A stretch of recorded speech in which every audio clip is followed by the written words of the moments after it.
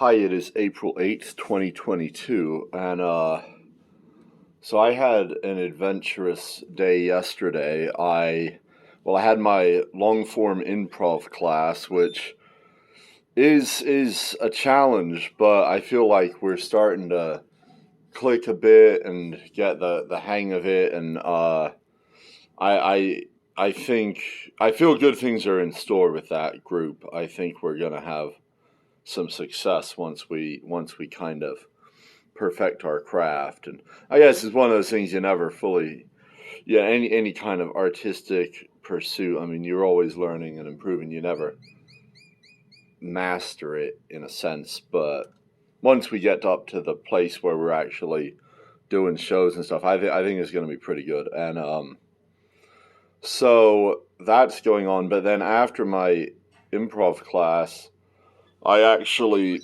drove down to Casa Grande because the trucker convoy, the People's Convoy, they started off in California. They traveled to D.C. to protest all the COVID bullshit, and they were at D.C. around D.C. area for 2-3 weeks. Now they're coming back, and so I met them on the way there. I had a couple conversations with a couple people who were like Kingman locals. That's just who I ended up talking to when I was out there. I don't know that I had any extensive conversations with anyone from the actual convoy, but I did leave a bunch of books on the kind of giveaway table.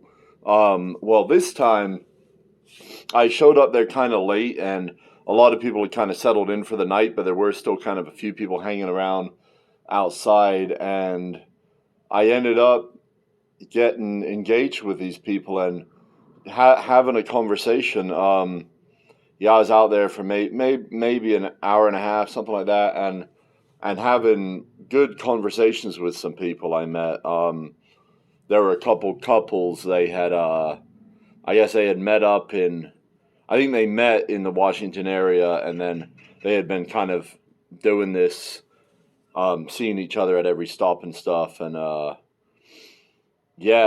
real good conversations. I was talking to one guy. He was just talking about how his whole life had kind of changed a couple years ago, and I was telling him mine had changed about 4 years ago, and a lot of people are experiencing really interesting times and really interesting adventures, and I feel like it sounded like he was a man of God as well as me, and I feel like God has different missions, different purposes for each of us. That's kind of in His army, and I heard this good analogy. I think they made it. They were talking this morning at the trucker convoy, and they were saying like the engine there, that the convoy is like the engine of the freedom movement, and that the people in the chat were like the oil lubricating that engine. So, different roles. And I was like thinking about that analogy. I'm like, yeah, that's kind of, they are kind of the engine. Like they're actually taking physical movement, and God's the driver of the bus, right? And I was trying to figure out what's my role, and I kind of feel like I'm just like God's like assistant. Like He just uses me for whatever funny business He's got going. And I don't know. We each have our role to play, but that was really cool. I was really glad to have that opportunity, and I wish those guys the best. I don't know if I've heard rumors they might be going back to Washington at some point, so, or if they're out in California for a while, maybe I'll have a chance to go meet them again. I don't know, but that was cool. That was a cool opportunity, and opportunities is another thing I wanted to talk about because, gosh, I mean, even though it's true that like government has done a lot to restrict the opportunities we have, we do still live in a bountiful universe, and there are amazing products on the market today that humans have produced or do produce, and we have a lot to be grateful for, even though there are certain opportunities that have been closed off. And so I'm grateful today, and I'm excited about life today. I feel like good things are coming, because I see opportunities just in my local area, just in my local community, and I get excited about them. And I drove when I was going down there yesterday. I actually drove through Chandler, and it was funny because I fell for this woman 4 years ago who was married, and I wrote about this whole thing on my blog. And well, she lived in Chandler from what I can remember, and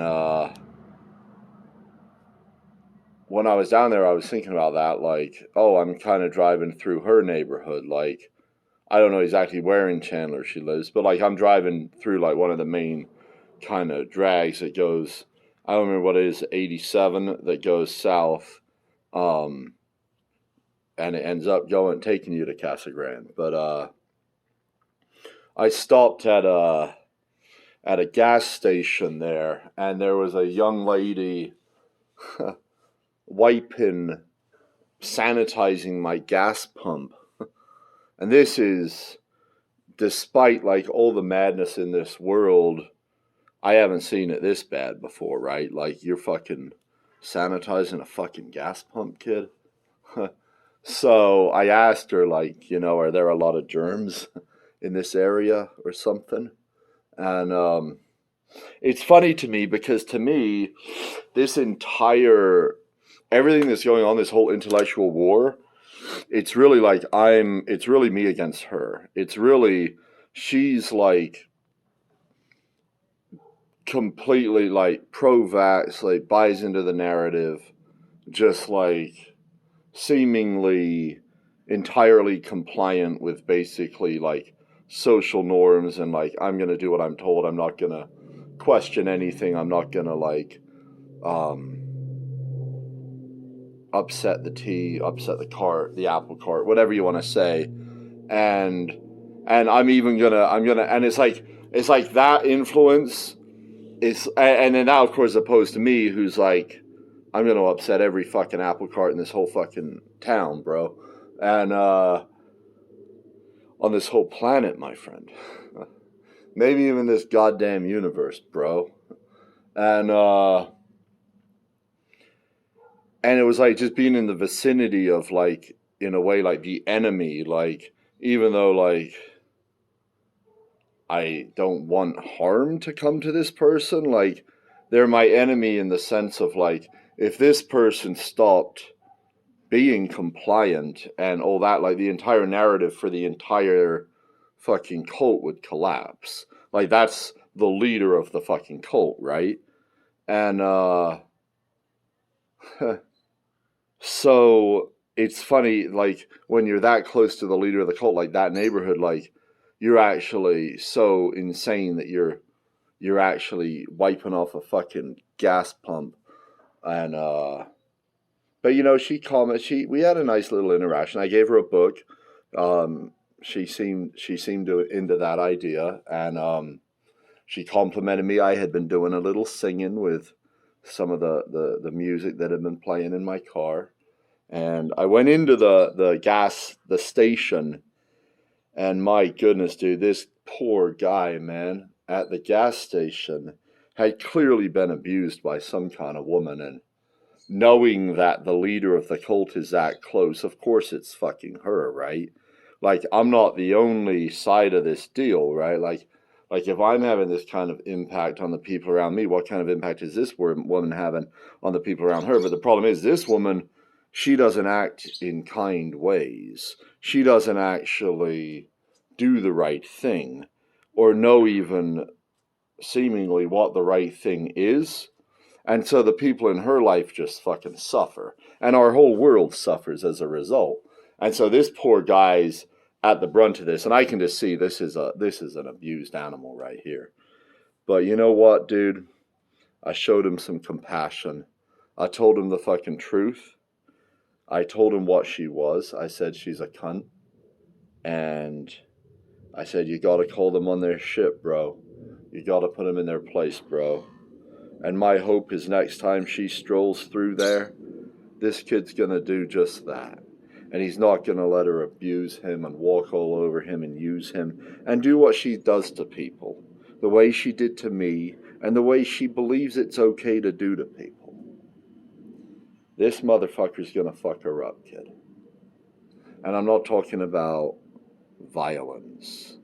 I'm talking about he's gonna get in her head, kid. He's gonna question her shit and she's gonna get turned on. She's gonna remember what it feels like to be a fucking woman. And that's gonna be the end of it, kid. So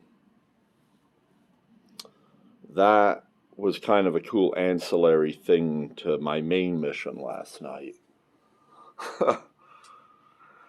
Oh, goodness. So I got the Suns and the Jazz tonight. I got work tomorrow, and we'll take it from there.